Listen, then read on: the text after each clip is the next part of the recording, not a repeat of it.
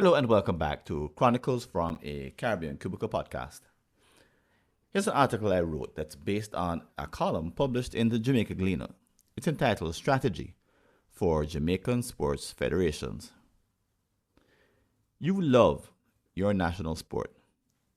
Seeing the Jamaican or West Indian flag soar above a global stage fires you up. But you also see that in football or cricket, we've fallen. Could it be something about long term thinking? When the West Indies men's cricket team dominated the world in the 1980s and 90s, other countries envied them. They all tried to catch up, but Australia's response was unique. They decided to invest in youth cricket like never before. Why? They recognized a long term problem. Quick fixes wouldn't solve it permanently. Fast forward a decade, and their success since then shows their planning at work.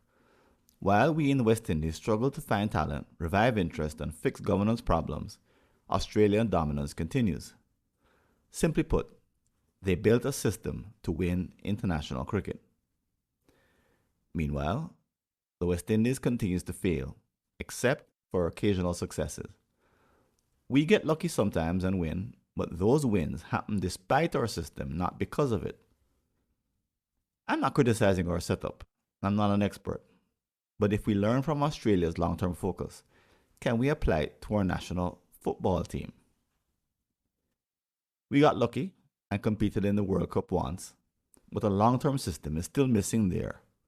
More importantly, is there something our sporting federations can do differently in their planning? Here are three ideas if you happen to be a part of one. Number one, pick a target year and visualize. First, set a planning horizon 10 to 30 years ahead, your target year. Be careful, picking too close or too far has downsides. If you pick a year too close, it becomes selfish. You'll be pushing aside future generations. Also, if you're too aggressive with your immediate goals, others won't believe you. As a result, they won't take action. On the other hand, if you pick a year too far away, your plan could become irrelevant. There won't be enough urgency for stakeholders to respond. But the key is not just choosing the right year. The idea is to commit to milestones between now and your target date.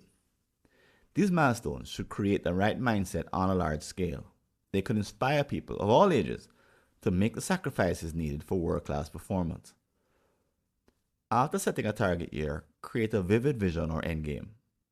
This isn't just a vague vision statement, but a numeric, measurable list of outcomes. Together, they describe your desired future.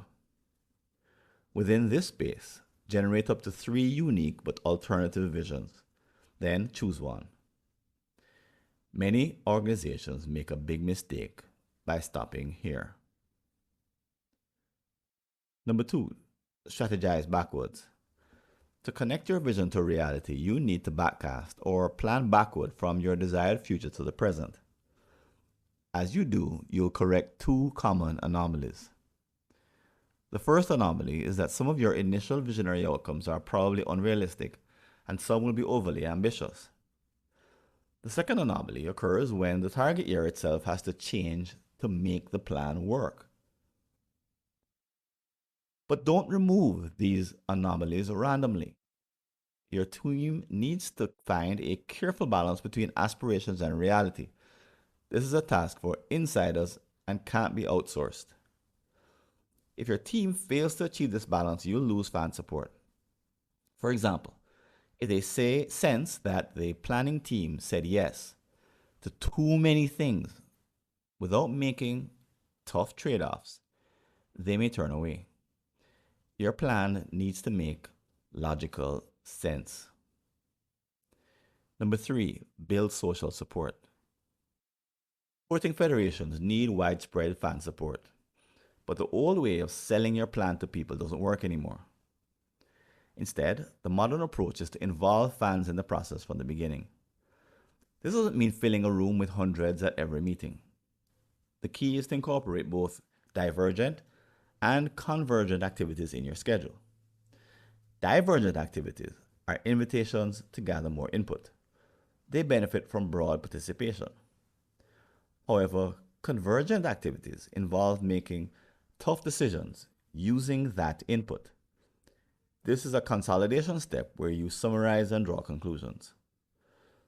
Use both in a sort of dance, and you'll bring your fans into your long-term thinking and the planning needed to achieve success in your sport.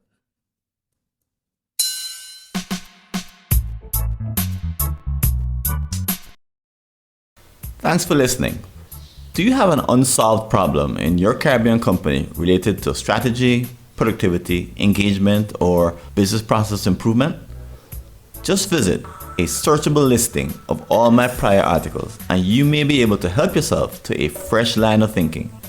Go to blog.fwconsulting.com or see the show notes.